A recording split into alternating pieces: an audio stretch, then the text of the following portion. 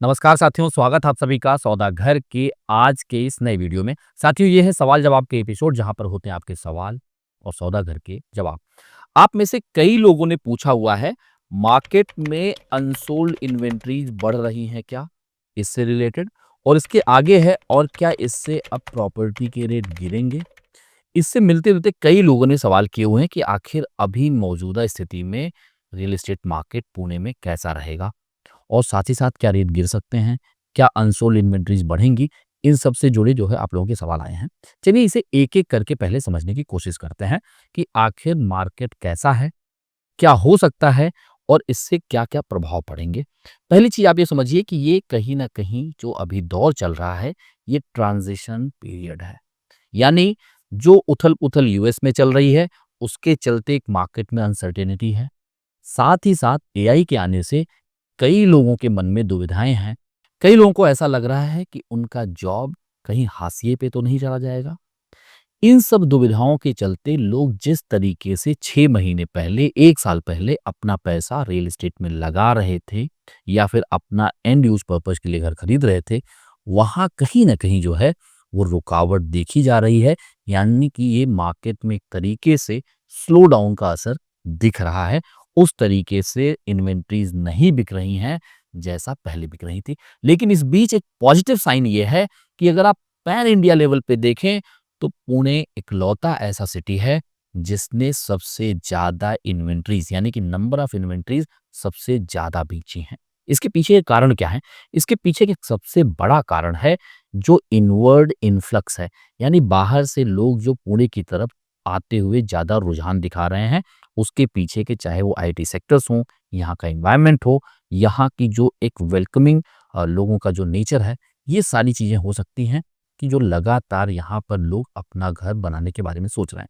एक दूसरा ये भी पॉजिटिव साइन है कि पुणे में अगर आप देखें तो 70% से ज़्यादा लोग अपने खुद के घर के लिए रियल एस्टेट में एंटर करते हैं, और वहीं 25 से 30% जो लोग हैं वो इन्वेस्टमेंट के लिए आते हैं। तो जो ये गिरावट आई है, इसके पीछे का एक सबसे बड़ा कारण है कि जो एक ट्रांजिशन फेज जो ये चल रहा है, ये अब कितने समय तक चलेगा, इसके बारे में कुछ भी अभी नहीं कहा जा सकता। लेकिन जिस तरीके से दिख रहा है, आने वाले 6 महीने, 1 साल, 1.5 साल शायद ये चीज़ें इस तरीके से चलेंगी। अब थोड़ा ये चीज़ समझने की कोशिश करते हैं, क्या इससे अनसोल्ड इन्वेंटरीज़ बढ़ेंगी? देखिए, यहाँ पर एक चीज़ समझने वाली बात है कि पिछले 7-8 महीने से ज़्यादा हो गए, पीसीएमसी में नए प्रोजेक्ट लॉन्च नहीं हो पा रहे थे, या फिर यूँ कहें कि कुछ प्रोजेक्ट जो लॉन्च हुए भी थे, जिनका एनवायरनमेंट क्लीयरेंस क्लियर नहीं हुआ था, वहाँ पर किसी भी तरह का कंस्ट्रक्शन नहीं चल पा रहा था। और हमने इसमें कई जो है अवेयरनेस वीडियोज़ भी आपके सामने लाए थे, उसके अपडेट भी लाए थे। वो दोनों तीनों वीडियोज़ के जो लिंक हैं, आपको डिस्क्रिप्शन में भी मिल जाएँगे, आई बटन पे भी मिल जाएँगे, उसे भी आप देख सकते हैं, जिससे आपको पता चल पाए कि एनवायरनमेंट क्लीयरेंस का जो प्रीटेक्स्ट था, वो क्या था, वो समझ पाइए, पहली चीज़। अब ये एनवायरनमेंट क्लीयरेंस ना होने से क्यों रुका था, क्या चीज़ें थी, कैसे आगे बढ़ा, ये सब चीज़ हमने पहले कवर किया हुआ, जिसके लिंक का ज़िक्र हमने कर दिया। अब ये इसमें आगे प्रोग्रेस ये है कि अब एनवायरनमेंट क्लीयरेंस मिलना स्टार्ट हो गया है पीसीएमसी और उसके 5 किलोमीटर की पेरीफेरी में। यानी अब जिन डेवलपर्स ने भी एनवायरनमेंट क्लीयरेंस के लिए अप्लाई किया था, अब उनकी सैंक्शनिंग धीरे-धीरे आएगी। एनवायरनमेंट क्लीयरेंस में अमूमन 3 से 6 महीने का समय लगता है, और कई बार ये समय 8-9 महीने तक भी खिंच जाता है। प्रोजेक्ट टू प्रोजेक्ट ये चीज़ें वैरी करती हैं। अब आप ये मान के चलिए कि जिन्होंने भी सैंक्शनिंग के लिए अप्लाई किया था, अब अगर उस पे अप्रेज़ल चालू होगा, उस पे डिस्कशन चालू होगा, सैंक्शनिंग आएगा, तो इसमें समय जाएगा मिनिमम 3 मंथ का। आज हम लोग हैं, आप अगर समझें तो आधा साल लगभग निकाल चुके हैं इस कैलेंडर ईयर का। तो ये आने में सितंबर, अक्टूबर में ये सारे प्रोजेक्ट जिन्होंने ऑलरेडी एनवायरनमेंट क्लीयरेंस के लिए अप्लाई किया, उनको सैंक्शनिंग मिलेगी, तब वहाँ पे कंस्ट्रक्शन स्टार्ट होंगे। और जो नए एप्लीकेशंस जाएँगे प्रोजेक्ट के, उनका सैंक्शनिंग फर्दर 6 महीने के आसपास समय लगेगा, यानी कि ये कैलेंडर ईयर क्रॉस हो जाएगा। अब यहाँ पे एक बात ये समझने वाली है कि अगर मार्केट में अनसर्टेनिटी दिख रही है, तो जो नए एप्लीकेशन जानने वाले हैं, उसमें कहीं न कहीं गिरावट भी आ सकती है, क्योंकि डेवलपर चाहेगा कि थोड़े समय रुक जाते हैं। एक ये चीज हो सकती है, या फिर लंबे समय से डेवलपर ने ऑलरेडी ज्वाइंट वेंचर और उसमें जितने भी उनके प्रोजेक्शंस थे वो उन्होंने डिसाइड कर रखे थे, तो अब वो चाहेंगे कि जल्द से जल्द मार्केट में इन्वेंट्री लाई जाए और जो पैसा हमने लगा रखा है उसे जल्द से जल्द उसका रिटर्न लिया जाए या फिर बेच के पैसा खाली किया जाए। हो सकता है मार्केट आगे कैसा हो ये अभी से वो प्रिडिक्ट नहीं कर सकते, हो सकता है मार्केट और नीचे चला जाए, उनके मन में ये दुविधाएं आ सकती हैं। तो इसके चलते जो अभी सप्लाई बढ़ने की उम्मीद है, वो उसको कम से कम 6 महीने, 8 महीने लग जाएँगे। इस बात को आप लोग समझ लीजिए, क्योंकि एनवायरनमेंट क्लीयरेंस बिना अप्रूव हुए सैंक्शनिंग पीसीएमसी में सैंक्शनिंग तो ले सकते हैं, लेकिन वो कंस्ट्रक्शन नहीं स्टार्ट कर सकते। तो अब इससे क्या बात निकल के आ रही है कि अगर मौजूदा समय को आप समझने की कोशिश करिए, तो पिछले 7-8 महीने से कहीं न कहीं मार्केट में एक स्कैर्सिटी बनी हुई थी, जिससे कि इन्वेंटरी नहीं आ पा रहे थे। पूरा पीसीएमसी का ज़ोन जो है, जहाँ पे ये बात मैं कर रहा हूँ, यहाँ सबसे ज़्यादा इन्वेंटरी लॉन्च होती हैं। पूरे पुणे डिस्ट्रिक्ट की अगर आप बात करें, तो जो नॉर्थ वेस्ट का ये पूरा मार्केट है, यहाँ पे सबसे ज़्यादा इन्वेंटरीज़ लॉन्च और बेची जाती हैं। ये कौन से लोकेशंस हैं? ये आपका हिंजौड़ी से लेके वाकड़, ताथौड़े, पुनवले, रावेत, क्यूले, पुनवले और जो आगे के हिस्से आपके चाहे गहुंजे वगैरह देख लीजिए, यहाँ के इन पूरे हिस्सों में सबसे ज़्यादा इन्वेंटरी लॉन्च होती है और वहीं पे सबसे ज़्यादा इन्वेंटरी बिकती है। तो अगर यही लोकेशन कहीं न कहीं एनवायरनमेंट क्लीयरेंस ना मिलने की वजह से डिस्प्यूट के चलते जो एनजीटी का था, हाई कोर्ट मैटर गया, सुप्रीम कोर्ट तक गया, डेवलपर की तरफ से भी जो है कई बार उसमें जो है आगे चीज़ें बढ़ी, वो हमने डिटेल में कवर किया हुआ है। तो इसके चलते एक स्कैर्सिटी बनी हुई थी और जो लोग, जो बायर अपना खुद का घर बनाना चाह रहे थे एंड यूज़ पर्पज़ के लिए, उनके लिए भी इन्वेंटरी या तो नहीं मिल पा रही थी या फिर ये चीज़ ये उनके दिमाग में चल रहा था कि जब तक ईसी क्लियर नहीं होता, तो मैं कैसे खरीदूँ? तो अब उसका अगर रास्ता क्लियर होता हुआ दिख रहा है, तो जो लोग ऑलरेडी सोच रहे थे कि हमें अपना घर मिले, नए-नए लेआउट की तलाश में थे, अब उनके लिए एक रास्ता ओपन हो जाएगा कि जो नए प्रोजेक्ट आएँगे 2-3 महीने में, वहाँ पे वो अपने सपनों का घर बनाएँ। तो जो स्कैर्सिटी थी, अब उसकी भरपाई होगी। हो सकता था कि वो 6 महीने पहले तेज़ी से बिकते, अब उतनी तेज़ी से नहीं बिकेंगे। लेकिन यहाँ पे ये कहना कि इस पीरियड में वहाँ पे अनसोल्ड इन्वेंटरीज़ बढ़ जाएँगी, ये कहीं न कहीं थोड़ी-सी बात इसलिए उल्टी पड़ जा रही है क्योंकि वहाँ पे एनवायरनमेंट क्लीयरेंस ना मिलने की वजह से उतनी तेज़ी से सप्लाई नहीं बढ़ पाया था, एक चीज़। लेकिन हाँ, ऐसे फ्रिंज लोकेशंस ज़रूर रहेंगे, जहाँ पर जो अनसोल्ड इन्वेंटरीज़ है वो बढ़ सकती हैं और अगर बढ़ेंगी, तो जो आगे आप सवाल कर रहे हैं, क्या इससे प्रॉपर्टी रेट घटेंगे? तो जो अभी तक मैंने डिस्कशन किया प्रॉपर पीसीएमसी उसके आसपास का 5 किलोमीटर, जहाँ पर लोग ज़्यादा घर खरीदते आए हैं, पिछले 3-4 सालों का जो डेटा डेटा का वीडियो भी हम आपके सामने रखते हैं, वहाँ ये दिखता है कि 60 से 65% इन्वेंटरीज़ उसी ज़ोन में बिकती हैं। तो अगर उस लोकेशन में स्कैर्सिटी थी, तो यानी अब जो भी इन्वेंटरी आएगी, उसकी खपत होने में ज़्यादा समय नहीं लगेगा, बिकॉज़ लोग उसका इंतज़ार कर रहे थे। लेकिन ये मार्केट कहीं न कहीं बायर ओरिएंटेड हो चुका है। अब आपके पास आपको समय मिल रहा है कि आप चीज़ों को इवैल्यूएट कर पाएँ। प्राइस तो कोई अपवर्ड जाता हुआ दिख नहीं रहा है। उस तरीके से सेल नहीं हो रहे हैं, ये सच्चाई है।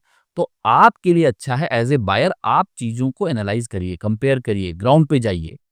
जब आप अच्छे तरीके से कन्विंस हो जाएँ कि हाँ, ये पर्टिकुलर चीज़ हमारे लिए अच्छी है, तब उस पे फाइनल डिसीजन लीजिए। कहीं सौदा घर की मदद लगती है, तो आप सौदा घर की भी मदद ले सकते हैं। लगातार सौदा घर बताता है कि आपके डिस्क्रिप्शन में, इसी वीडियो के डिस्क्रिप्शन में क्वेरी कंसर्न फॉर्म का लिंक मिल जाएगा। उसके ज़रिए आप अपनी कोई भी समस्या हम तक पहुँचा सकते हैं। चाहे खरीदने के पहले हो, खरीदने के दौरान हो या खरीदने के बाद हो। कोशिश करेंगे आपकी समस्या का समाधान दें। हज़ारों लोगों को सौदा घर लगातार जो है समस्या का समाधान कर रहा है और इससे हमें खुशी मिलती है, हमें भी पता चलता है मार्केट में क्या चल रहा है। अब रही बात ये इन्वेंटरी किस तरीके से मार्केट में आने वाली है और इससे क्या प्रभाव पड़ेगा। जहाँ तक रही बात कि क्या प्रॉपर्टी के रेट गिरेंगे, देखिए ऐसे लोकेशन जहाँ पर अनसोल्ड इन्वेंटरीज़ बढ़ेंगी, जैसे जो फ्रिंज लोकेशंस हैं, अगर आप वेस्ट पुणे में बात करिए, पुनवले के आगे जितने भी हिस्से आप चाहे क्यूले में चले जाएँ, आप गहुंजे में चले जाएँ, मामोड़े में चले जाएँ, यहाँ पे उतनी डिमांड नहीं रहती है जितना कि आपका वाकड़ में रहता है, ताथौड़े में रहता है, हिंजौड़ी में रहता है या बालेवाड़ी में रहता है, बानेर में रहता है। तो उसके मुकाबले अगर वहाँ पे आप देखेंगे, तो वहाँ पे जो नई सप्लाई आएँगी, हो सकता है कि वहाँ पे अनसोल्ड इन्वेंटरीज़ बढ़े। तो वहाँ पे क्या होगा कि आपको डिस्काउंट मिलने की संभावना बढ़ जाएगी। दूसरा, जो डेवलपर डेस्परेट होंगे बेचने के लिए, वो भी डिस्काउंट दे सकते हैं। लेकिन ये चीज़ें कैसे इवॉल्व होती हैं उसे समझने की कोशिश करिए। पहली बात, कोई भी डेवलपर जिस रेट में माल उसका बिका हुआ है या उस लोकेशन में बिक रहा है, उसके नीचे वो नहीं जाना चाहता है। तो सबसे पहले वो फ्रीबीज़ आपको ऑफ़र करेंगे। किसी तरीके से सबवेंशन स्कीम आपको देने की कोशिश करेंगे, जहाँ पे इन्वेंटरी उतनी तेज़ी से नहीं जाएँगी। एकाएक वो रेट नहीं कम करेंगे। वो कोशिश ये भी करेंगे कि अगर उनके 4 बिल्डिंग की सैंक्शनिंग है, तो उसे कंट्रोल्ड वे में लॉन्च करें। पहले 2 बिल्डिंग की जो है सेल को चालू करें, फिर 1 बिल्डिंग को ओपन करें या फिर बाद में 2 बिल्डिंग को ओपन करें। इस तरीके से वो प्लान करेंगे कि वो सप्लाई एक साथ ज़्यादा ना दिखने पाए। वो कंट्रोल्ड वे में सप्लाई को आगे लाना चाहेंगे। यानी डेवलपर की तरफ से ये भरसक प्रयास रहेगा कि प्राइस को नीचे ना किया जाए, उतना ही इन्वेंट्री मार्केट में लाया जाए जितना मैं ईज़िली अपने प्राइस पे बेच पाऊँ। वहीं आपकी ज़िम्मेदारी क्या होनी चाहिए एज़ ए बायर कि आप इसे भी देखिए, इसे भी देखिए, इसे भी देखिए, एपल टू एपल कंपैरिज़न कीजिए, समझने की कोशिश करिए इनका पास्ट ट्रैक रिकॉर्ड कैसा रहा है, इनका लेआउट कैसा है, उसके हिसाब से इनकी प्राइस क्या है, क्या ये इस समय पे हमें पोज़ीशन दे सकते हैं, मेरी नीड क्या है पोज़ीशन की, मैं इतना ईएमआई देने वाला हूँ, क्या मेरा जॉब सिक्योर है, क्या मुझे दिक्कत नहीं आने वाली, मेरे हाथ में कितना पैसा है, कितना मैं लोन लेने वाला हूँ, किस-किस तरीके से मेरा डिसबर्समेंट रहेगा, ये सारी चीज़ों को आपको समझने के लिए मौका मिलेगा। आपको जल्दबाज़ी नहीं करनी है। जो 6 महीने पहले, साल भर पहले क्या होता था, एक फोमो का पूरा मार्केट था, जहाँ पे आपको समय ही नहीं दिया जाता था कि आप सोच पाएँ। आप जैसे ही सेल्स ऑफिस में एंटर करते थे, आप पहले ही ईओआई दे चुके होते थे, एक्सप्रेशन ऑफ इंटरेस्ट। यानी आप उस पर्टिकुलर प्रोजेक्ट में खरीदने के लिए तैयार खड़े होते थे और उसके चलते जो है, जब एक साथ वहाँ पे भीड़ को बुलाया जाता था, तो भेड़ चाल में आप 1 को देख के, 2 को देख के, 10 को देख के तुरंत खुद भी खरीदने के लिए आप आतुर हो जाते थे और आपको समय भी नहीं मिलता था कि आप अपने चॉइस की इन्वेंट्री ले पाएँ। सर यही है, जल्दी करें नहीं तो प्राइस निकल जाएगा या फिर ये इन्वेंट्री निकल जाएगी। आप फटाफट एक काम करिए, लाख रुपए दे दीजिए, यूनिट ब्लॉक करिए और बाद में हम लोग डिस्कशन करते रहेंगे। ऐसे तमाम तरह की बातें होती थी और लोग फोमो में, फियर ऑफ मिसिंग आउट के चलते उनको लगता था अब इसके बाद कुछ नहीं, इसके बाद दुनिया खत्म हो जाएगी, हमें रियल एस्टेट में कोई इन्वेंट्री मिलेगी नहीं, मैं खरीद ही नहीं पाऊँगा। ऐसे तमाम विचार जो अलग तरीके से एक गुबार के तरीके से आपके मन में आ रहे थे, उसके चलते आप इन्वेंट्री खरीद रहे थे, कम से कम अब वो दौर नहीं रहा। तो ये अच्छी बात है आपके लिए एज़ ए बायर कि आप एनालाइज़ करिए और फिर खरीदिए। लेकिन जहाँ तक बात ओवर सप्लाई की है या अनसोल्ड इन्वेंट्री के बढ़ने की बात है, वो अभी नहीं दिखता है। ऐसा क्यों मैं कह रहा हूँ? क्योंकि सप्लाई ऐड हो ही नहीं पाई है 7-8 महीने में। तो अगर वो ऐड नहीं हो पाई हैं, तो जो स्कैरसिटी खरीदने की, यानी जो इन्वेंट्री की बनी हुई थी, अब खरीदने के लिए लोग आतुर होंगे, एक बात ये समझ लीजिए। और बाकी हिस्सों में कहीं न कहीं आपको अपनी ज़िम्मेदारी निभानी है कि पहले समझिए-बूझिए, फिर निवेश करिए और आने वाले समय पे किस तरीके से मार्केट करवट लेगा, 6 महीने बाद, 7 महीने बाद, उसके बारे में भी डिटेल वीडियो आपके सामने ले आएँगे। और उम्मीद करते हैं कि ज़्यादा से ज़्यादा लोगों ने जो कई सवाल किए थे, कम से कम 20 सवाल इससे मिलते-जुलते आए थे, उन सबको हमने शायद समराइज़ करने की कोशिश की है और वो शायद आप तक पहुँच जाए। फिर भी कुछ कंसर्न रहता है, तो आप हमें कमेंट में लिख के बता दीजिए या फिर जैसा हमने आपको बताया, क्वेरी कंसर्न फॉर्म का लिंक डिस्क्रिप्शन में, उसके ज़रिए भी आप भेज सकते हैं। यदि आपको सौदागर का प्रयास पसंद आ रहा है, तो लाइक शेयर करने के साथ-साथ चैनल को सब्सक्राइब कर लीजिए। अगले सवाल की तरफ बढ़ते हैं। राकेश मौर्य जी हैं, इन्होंने लिखा था, can a developer continue with construction while he is waiting for EC so that proposed completion date can met, other formal agreement can be done once MahaRERA and EC received। देखिए राकेश मौर्य जी, ये सुझाव बड़ा अच्छा है कि इस तरीके से होना चाहिए कि अगर किसी ने एनवायरनमेंट क्लियरेंस के लिए एप्लीकेशन डाल रखा है, तो पैरेलली वो एप्लीकेशन पे विचार विमर्श, उस पे रिसर्च सब कुछ चलता रहे, ऑब्जेक्शन, क्वेश्चनिंग, आंसरिंग ये सब चलते रहें। साथ ही साथ कंस्ट्रक्शन चलता रहे जिससे कि एंड यूज़र को समस्याएँ ना आएँ। जो कमिटमेंट उनको पोज़ीशन का दिया गया है, उस समय पे उनको पोज़ीशन मिल जाए। क्योंकि अगर पोज़ीशन डिले होगा तो कहीं न कहीं क्वालिटी भी हैम्पर होगी और ईएमआई भी जा रहा होगा, कई एंड यूज़र रेंट पे भी रह रहे होंगे। तो ये सुझाव अच्छा है, लेकिन यहाँ पे देखिए कमी क्या है कि पीसीएमसी में होता क्या है, पीसीएमसी और पीएमआरडीए में, कि आप लेआउट सैंक्शनिंग के बेस पे आपको जो है सैंक्शनिंग दे दी जाती है। मतलब कॉर्पोरेशन क्या करती, ईसी नहीं चेक करती है। वो देखता है आपका टाइटल क्लियर है, आप ये आर्किटेक्ट के आपके पास पूरा का पूरा लेआउट है, उसको सैंक्शनिंग दे देते हैं विदाउट ईसी क्लियरेंस। इसके चलते क्या होता है, उस टाइटल क्लियरेंस और आपका जो लेआउट अप्रूवल है उसके बेस में महारेरा रजिस्ट्रेशन आपको मिल जाता है। और जैसे ही महारेरा रजिस्ट्रेशन आपको मिलता है, आप बेचने की सिचुएशन में आ जाते हैं। जैसे आप बेचने की सिचुएशन में आते हैं, तो फिर आप वहाँ पे बायर को बेच देते हैं, एग्रीमेंट कर लेते हैं, उनको एक सो एंड सो पोजीशन का डेट भी कम्युनिकेट कर देते हैं। लेकिन यहाँ आपको ईसी आया नहीं है, तो विदाउट ईसी आप कंस्ट्रक्शन नहीं कर सकते हैं। क्योंकि मान लीजिए कल को ईसी मिला ही नहीं तो क्या होगा? जो कंस्ट्रक्शन वो स्टार्ट कर देंगे, उसको क्या करेंगे आप? आप डिमोलिश करेंगे तो पैसा किसका जाएगा? यूज़र का जाएगा। ऐसी स्थिति में क्या होगा कि लोग 10% ही देके एग्रीमेंट करके या बिना एग्रीमेंट के रुके रहेंगे और अगर ईसी डिले होता है तो उनका उतना ही पैसा गया है। क्योंकि कंस्ट्रक्शन स्टार्ट ही नहीं हो पा रहा है, तो अगला डिमांड भी नहीं कर पाएँगे। तो इसके चलते यहाँ पे जब बदलाव की ज़रूरत ये है कि without EC, without environment clearance किसी भी डेवलपर को उनका जो लेआउट है उसका अप्रूवल नहीं मिलना चाहिए, किसी भी कॉम्पिटिटिव अथॉरिटी चाहे वो पीएमआरडीओ हो या फिर पीसीएमसी हो, एक चीज़। दूसरी चीज़ विदाउट ईसी महारेरा को रजिस्ट्रेशन भी नहीं देना चाहिए। पहली बार अगर वो कॉर्पोरेशन सैंक्शनिंग नहीं देगा, लेआउट का अप्रूवल नहीं देगा तो वैसे भी उनको महारेरा सैंक्शनिंग नहीं मिलने वाली। लेकिन ये ऐसे डॉक्यूमेंट हैं जो कहीं न कहीं महारेरा पे भी अवेलेबल होने चाहिए क्योंकि अमूमन महारेरा पे आपको एनवायरनमेंट क्लीयरेंस का डॉक्यूमेंट नहीं मिलता है। ये चीज़ भी मैंडेटरी करना चाहिए जिससे लोग समझ पाएँ। तो ये सुझाव अच्छा है लेकिन बायर के हित में यही है कि बिना एनवायरनमेंट क्लीयरेंस के कंस्ट्रक्शन ना शुरू किया जाए और वो वैसे ही होता है। लेकिन जो एक लूपहोल है कि डेवलपर्स को महारेरा मिल जाता है, वो महारेरा भी तभी मिलना चाहिए जब एनवायरनमेंट क्लीयरेंस आ जाए, ये डेवलपर के भी हित में रहेगा। ऐसा नहीं कि उन्होंने 10 इन्वेंट्री बेच दी हैं, 50 इन्वेंट्रीज़ बेच दी हैं, वो लटके पड़े हैं, वो डिमांड नहीं कर सकते हैं क्योंकि यहाँ कंस्ट्रक्शन नहीं हो पा रहा है, उनके जॉइंट वेंचर के साइनिंग हो चुके हैं, जो पैसा जिसको जाना है, वो खर्चे स्टार्ट हो चुके हैं और जिस तरीके से मार्केट अभी इस तरीके से जा रहा है, एक प्लेट्यू बनता जा रहा है, उसमें क्या हो रहा है कि डेवलपर का भी लॉस है क्योंकि 6 महीने पहले वो अच्छे खासे प्राइस पे बेच सकते थे, पर आज मार्केट की कंडीशन ऐसी है कि शायद वो उस प्राइस पे नहीं बेच पाएँगे, जिस प्राइस पे उन्होंने प्रोजेक्शन किया हुआ था। आगे चलते हैं, सुधीर थौरे जी हैं, इन्होंने लिखा है ईसी इज पेंडिंग फॉर ताथोड़े project but builder is proceeding for agreement to sale, shall we go ahead और wait till EC is received. देखिए, टेक्निकली डेवलपर इस सिचुएशन में है कि वो एग्रीमेंट एग्जीक्यूट कर सकता है क्योंकि उसके पास लेआउट अप्रूवल है पीसीएमसी की तरफ से, क्योंकि ये प्रोजेक्ट आपका ताथौड़े में आप बता रहे हैं। तो जाहिर सी बात है उनका लेआउट अप्रूवल जो है वो पीसीएमसी से है और उस लेआउट अप्रूवल के बेस पे जैसा मैंने पहले आप लोगों को बताया उनको महारेरा रजिस्ट्रेशन भी मिल चुका है। अब अगर महारेरा रजिस्ट्रेशन मिल चुका है तो टेक्निकली उस प्रोजेक्ट को वो बेच भी सकते हैं और उसका एग्रीमेंट भी एग्जीक्यूट कर सकते हैं। अब यहाँ पे सुझाव आपके लिए ये रहेगा कि अगर एनवायरमेंट क्लियरेंस नहीं आया है तो उसका कंस्ट्रक्शन स्टार्ट नहीं हो सकता है।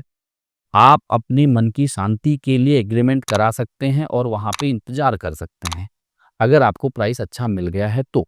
अगर आपको प्राइस अच्छा नहीं मिला है, तो आप अभी रुक सकते हैं, पैसा रिफंड ले लीजिए और रिसर्च कर लीजिए, एनवायरनमेंट क्लीयरेंस आने दीजिए और फिर उसी प्रोजेक्ट में आप खरीद लीजिए। डेवलपर इस बेस पे ये कहेगा कि आपका पैसा डिडक्ट होगा। डेवलपर ये भी कहेगा कि आने वाले समय पे रेट महँगा हो जाएगा।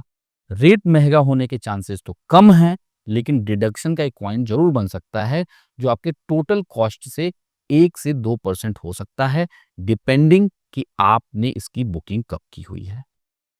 क्योंकि जो सैंक्शनिंग ईसी सैंक्शनिंग में समय जाता है 3 से 6 महीने, वो तो लगने ही वाला है। लेकिन अच्छी बात ये है कि अब जिन्होंने भी एप्लीकेशन किया हुआ था, उनको एनवायरनमेंट क्लीयरेंस मिलना चालू हो जाएगा। 3 से 4 महीने में ये नए सैंक्शनिंग मार्केट में आते हुए दिखेंगे। तो अगर आप इतना इंतज़ार कर सकते हैं, आपको अपॉर्च्युनिटी लॉस नहीं लग रहा है, तो आप प्रोसीड करिए।